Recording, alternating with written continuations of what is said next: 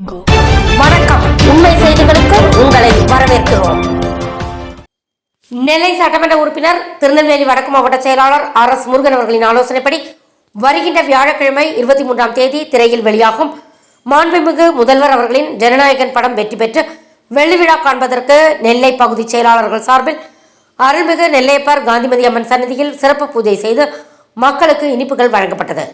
இதில் மாவட்ட இணைச் செயலாளர் ஃபைசல், பொருளாளர் சுபாஷ், துணை செயலாளர் கார்த்திக் மற்றும் மாவட்ட நிர்வாகிகள், நெல்லை கிழக்கு பகுதி செயலாளர் எட்வர்ட் ராஜா, நெல்லை மத்திய பகுதி செயலாளர் கணேசன், நெல்லை தெற்கு பகுதி செயலாளர் மணிகண்டன், நெல்லை வடக்கு பகுதி இணைச் செயலாளர் ராஜா சிங், வார்டு பொருளாளர் ஐஸ்வர்யா, வக்கீல் புலித்துறை, ராஜேஷ், லட்சுமிகாந்த், ராமையன்பட்டி ஊராட்சி பொறுப்பாளர் சுரேஷ், கார்த்திக், சுரேஷ், தச்சை பகுதி செயலாளர் கருப்பசாமி, சங்கர் நகர் செயலாளர் ஷேக் அலி, நாரணமால்புரம் செயலாளர் பேச்சிமுத்து, மானூர் ஒன்றிய செயலாளர் சதீஷ், சுத்தமல்லி ஒன்றிய செயலாளர் சேது, சிந்து எஸ் முருகன், வாஸ்து தளவாய், MC அப்துல் காதர் மற்றும் அனைத்து கழக நிர்வாகிகளும் கலந்து கொண்டனர். திரையில் மட்டும் ஜனநாயகன் அல்ல, நிஜத்திலும் ஜனநாயகன்.